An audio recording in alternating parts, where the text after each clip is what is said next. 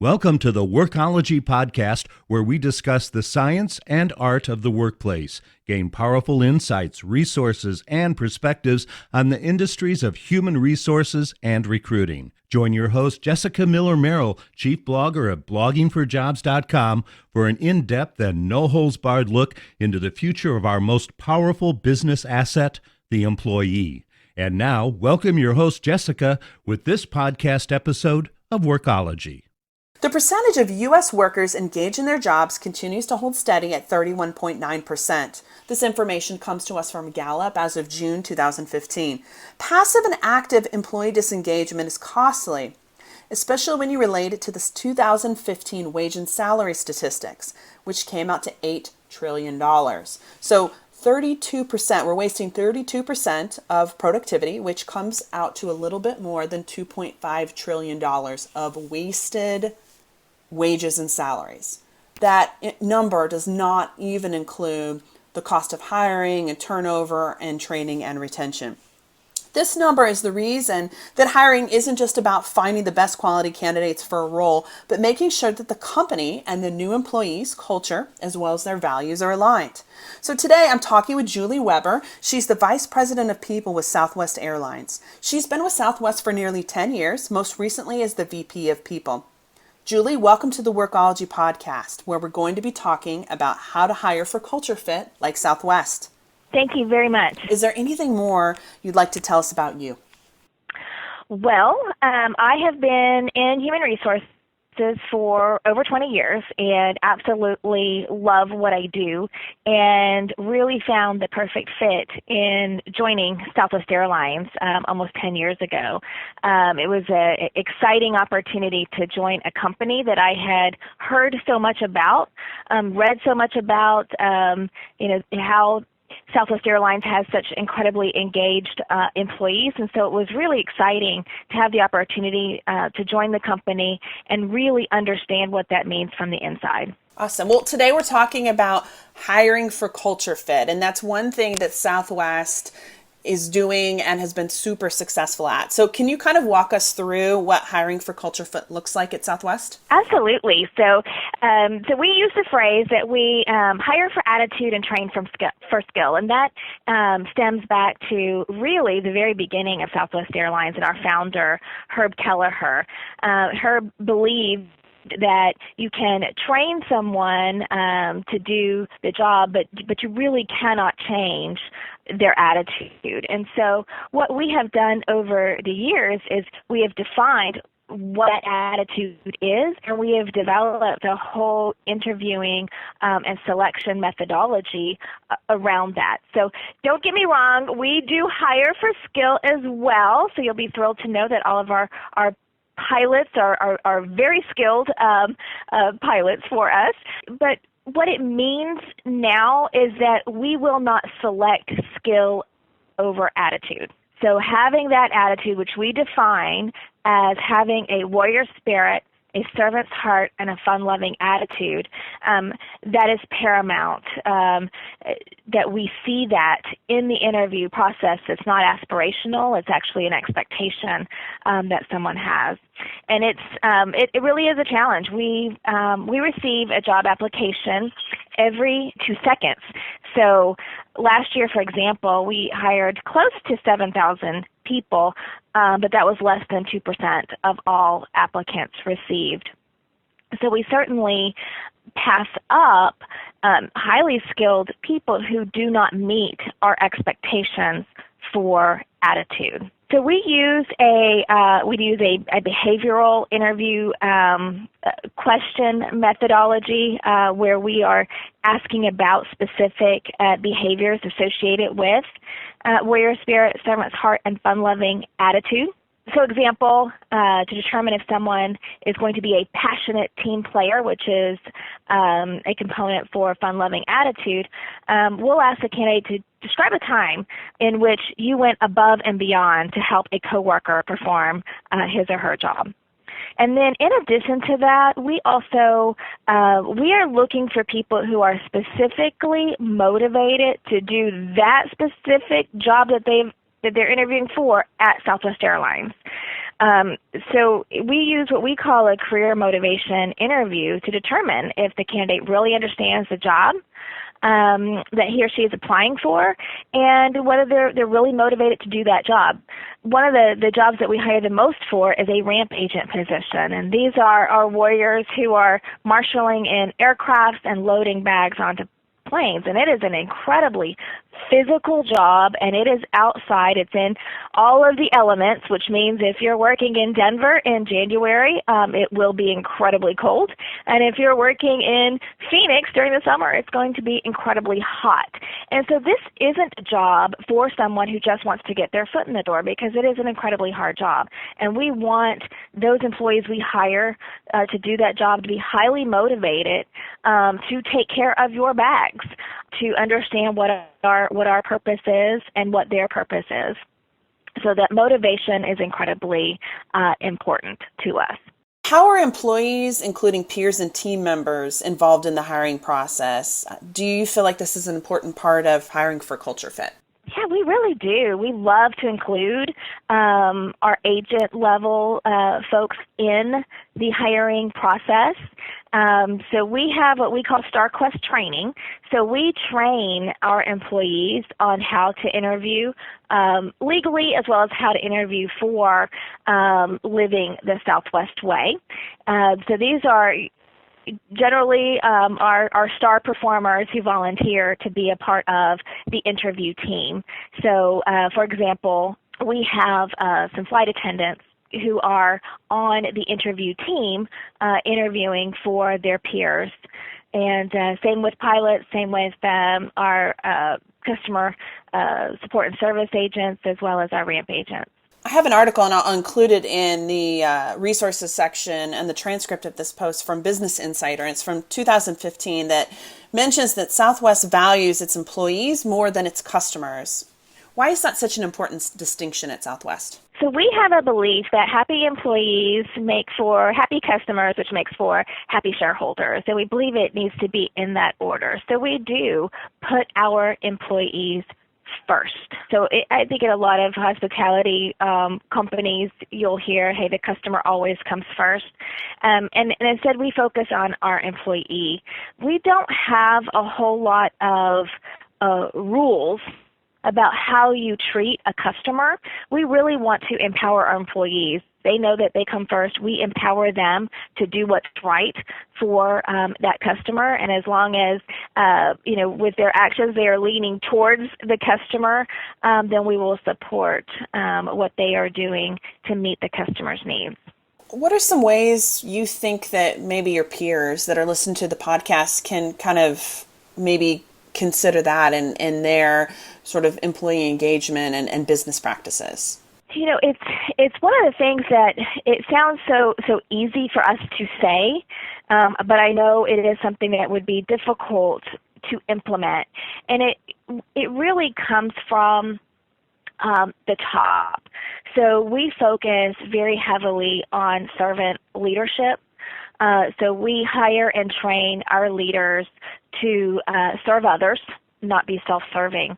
And when you have leaders who are incredibly humble and believe that their sole purpose at the company is to serve our employees, it does create that type of environment where our employees feel that they come first. And I'll tell you, we are so serious about servant leadership and about the absolute expectation that our leaders walk the talk. Our leaders need to be the role model for living the Southwest way. We're so serious about that anybody who is promoted into a director level or above, or hired in externally in the director level or above, has to interview with either me or my boss here at the company. So that's a pretty significant, investment in our time, but it's something that's incredibly worth it.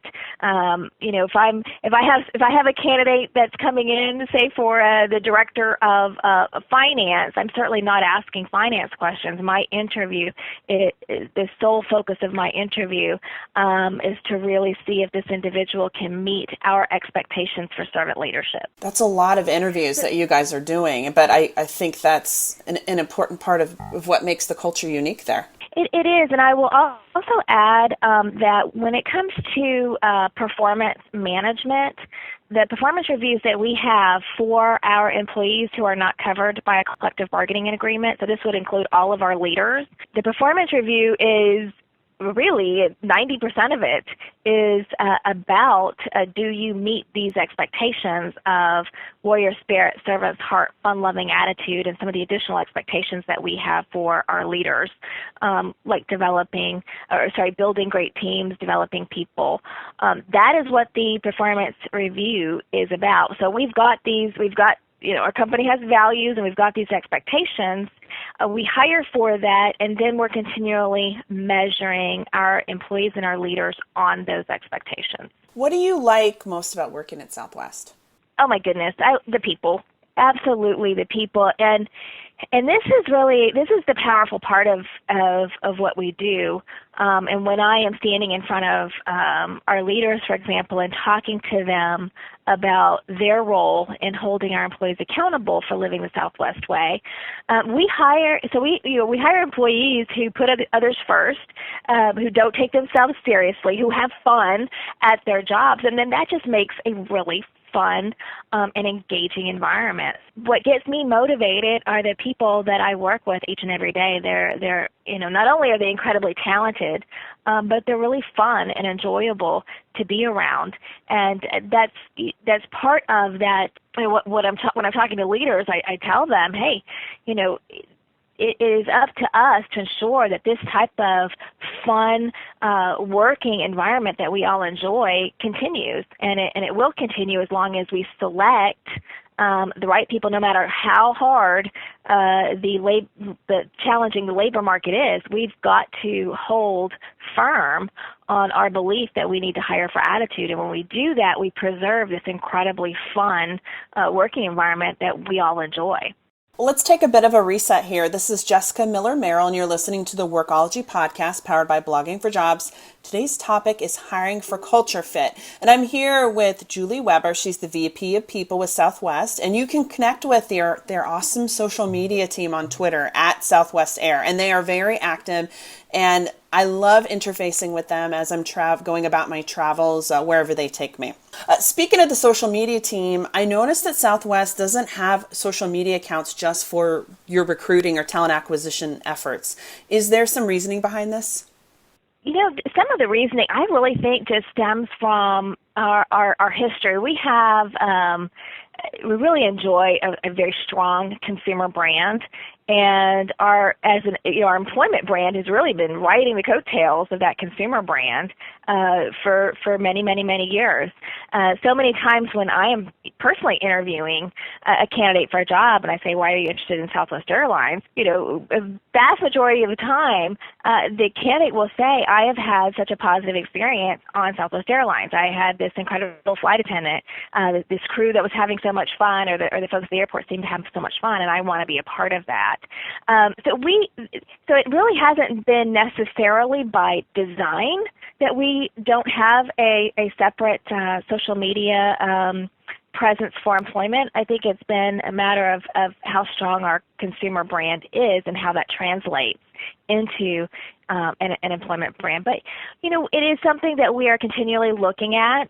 The world of talent acquisition is just constantly evolving, and network recruiting, building talent communities, all of that is really the way to tap into the best talent out there. So it is something that we're continuing to look at, and we'll continue to evolve as we need to. I like the idea and really the thought or not thought behind this, because it's truly one brand and one unity. And I feel like a lot of things happening right now in employment branding is that employment branding is very separate from marketing. But you guys are really having to work together on this. I'll include a tweet from one of your most recent tweets from the Southwest Air account, but it's talking about an internship program that you guys were accepting applications for.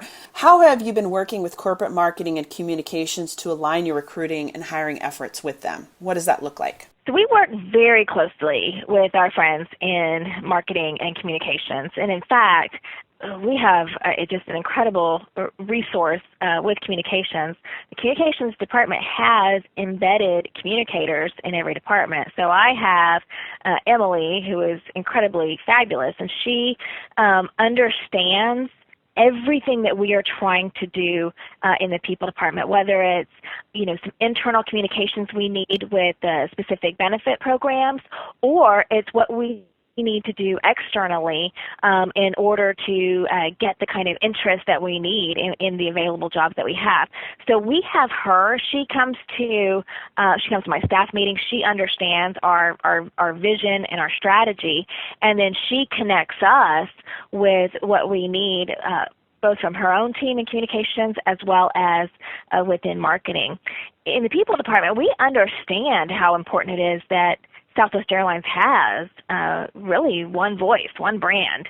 And so we want to make sure that we are completely aligned with marketing, and that nothing that we do would take away from their goals. And then, I know that they're, very much attuned to what we need from a recruiting perspective as well. So it's a wonderful partnership that we have both with marketing and communications.